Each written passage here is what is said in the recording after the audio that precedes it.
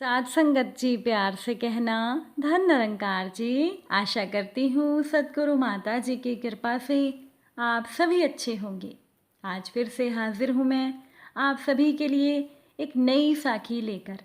और आज की साखी का शीर्षक है सोने के खेत। तो चलिए आज की साखी सुनते हैं।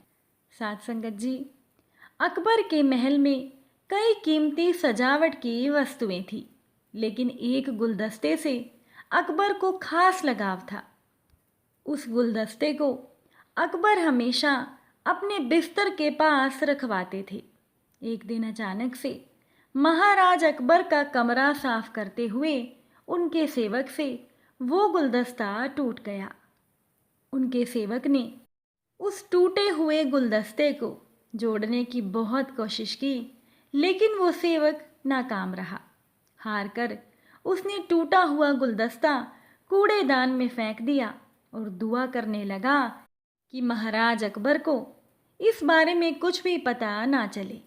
कुछ देर के बाद जब महाराज अकबर महल में लौटे तो उन्होंने देखा कि उनका प्रिय गुलदस्ता अपनी जगह पर नहीं था। तो राजा ने सेवक से उस गुलदस्ते के बारे में पूछा, तो ये पूछते ही वो सेवक डर के मारे कांपने लगा। अब सेवक को जल्दी में कोई अच्छा बहाना तो नहीं सूझा, तो सेवक ने महाराज अकबर को कहा कि महाराज, उस गुलदस्ते को मैं अपने घर पर ले गया हूँ ताकि मैं उसे अच्छे से साफ कर सकूँ। ये सुनते ही अकबर ने कहा कि मुझे तुरंत वो गुलदस्ता ला कर दो। अब तो सेवक के पास बचने का कोई रास्ता ही नहीं था। सेवक ने महाराज अकबर को सच बता दिया कि महाराज, वो गुलदस्ता तो टूट चुका है। ये सुनकर अकबर को बहुत गुस्सा आया और क्रोध में राजा ने उस सेवक को फांसी की सज़ा सुना दी।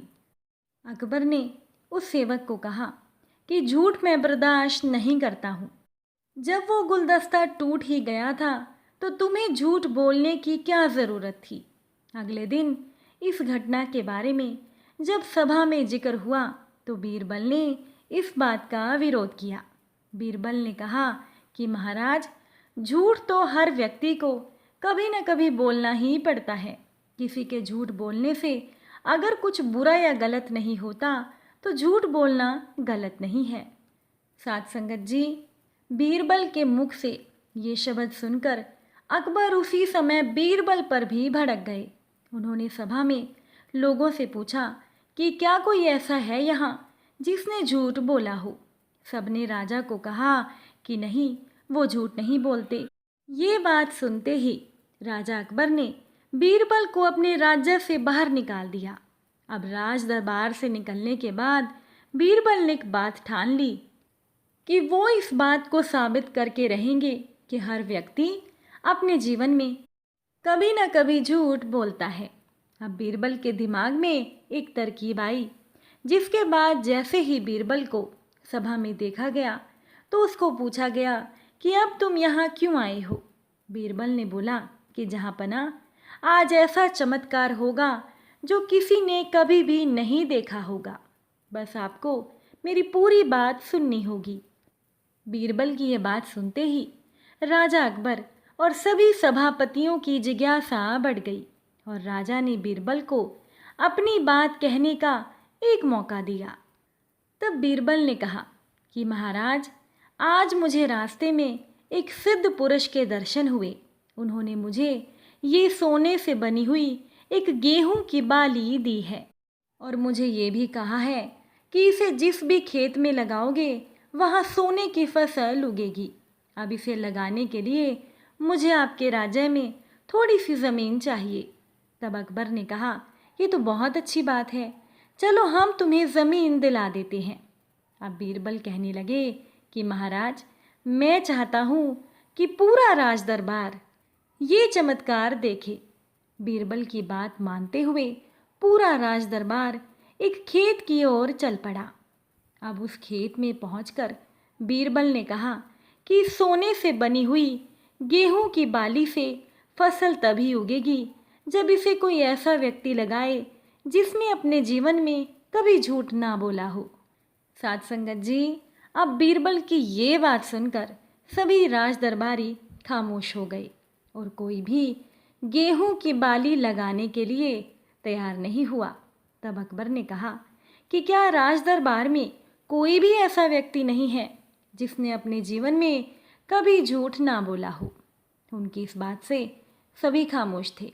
बीरबल ने कहा कि जहाँपना, अब आप ही इस बाली को खेत में रोप दीजिए।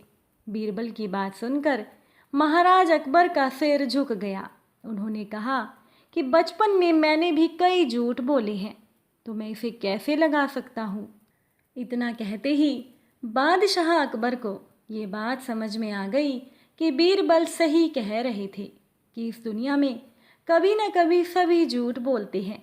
इस बात का एहसास होते ही अकबर ने उस सेवक की फांसी की सज़ा पर रोक लगा दी।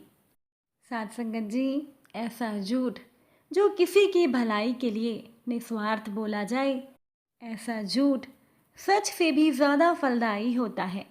एक बार की बात है कि 8 वर्षीय गोलू पूर्ण उत्साह के साथ कड़कड़ाती ठंड में रात को 10 बजे अपनी माँ के साथ इसीलिए लाइन में खड़ा था कि सेठ जी जैसे ही कंबल बांटते हुए उसकी माँ के हाथों में नया कंबल देंगे, वो तुरंत ही उसे अपनी माँ के हाथों से लेगा और ज़िंदगी में पहली बार नया कंबल ओढ़ेगा।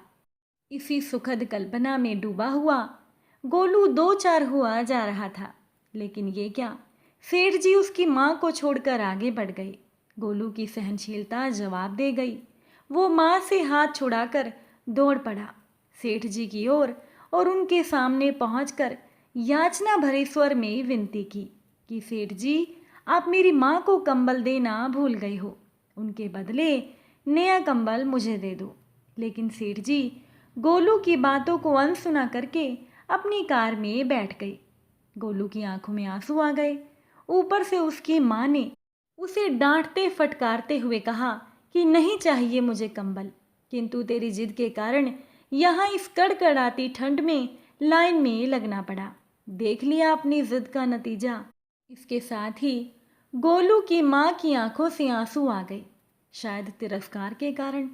उधर रास्ते में सेठ जी के ड्राइवर ने पूछा कि क्षमा कीजिए सर, मैं इतना जानना चाहता हूँ कि आपने सबको कंबल दिए, केवल एक को छोड़ दिया, वो बच्चा कितना दुखी था बेचारा। तब सेठ जी ने कहा कि तू जानता है, जिससे हमारी बोलचाल बंद है, उस बच्चे की माँ उनके घर में बर्तन मांजती है। साथ संगत जी, करीब 1 घंटे के बाद किसी ने गोलू के घर का दरवाज़ा खटखटाया। सामने सेठ जी का ड्राइवर था और हाथों में कंबल लिए खड़ा था।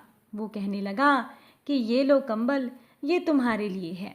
अब गोलू की माँ कुछ विचार करती, उससे पहले ही गोलू खुशी में चहकता हुआ कंबल को अपने हाथों में लेने लगा। अब बेटे की खुशी से बढ़कर गोलू की माँ के लिए और कुछ भी नहीं था, ना मान ना स्वाभिमान। वो रूंधे गले से केवल इतना ही कह पाई कि ड्राइवर साहब, सेठ जी को मेरा प्रणाम कहना, और ये कंबल मैंने ठंड से बचने के लिए नहीं, केवल अपनी बेटे की खुशी के लिए लिया है। ड्राइवर ने कहा कि ठीक है, और वो अपनी साइकिल पर बैठकर चला गया। घर पहुंचते ही ड्राइवर की पत्नी ने सवाल किया कि ये क्या, खाली हाथ? आज तो सेठ जी आपको कंबल देने वाले थे। ड्राइवर ने अपनी पत्नी से कहा कि सेठ जी के पास सारे कंबल खत्म हो गए थे। साथ संगत जी, सेठ जी के ड्राइवर ने अपनी पत्नी को झूठ बोल दिया। सेठ जी के ड्राइवर ने अपने हिस्से का कंबल गोलू की माँ को दे दिया। एक बच्चे की खुशी के खातिर आज वो झूठ सेठ जी के ड्राइवर को सच से कहीं बड़ा नज़र आ रहा था। इसीलिए साथ संगत जी, अगर झूठ किसी की भलाई के लिए निस्वार्थ बोला जाए तो वो सच से ज़्यादा फलदायी होता है। मैं आशा करती हूँ कि आज की साखी आपको ज़रूर अच्छी लगी होगी। अगर अच्छी लगी हो तो वीडियो को लाइक और शेयर ज़रूर कीजिएगा। फिर मुलाकात होगी आपसे नई साखी और नए विचारों के साथ। तब तक के लिए खुश रहिए, सेवा सिमरन सत्संग कीजिए, सतगुरु माता जी के चरणों से जुड़े रहिए। बड़े प्रेम से बोलिए, धन निरंकार जी।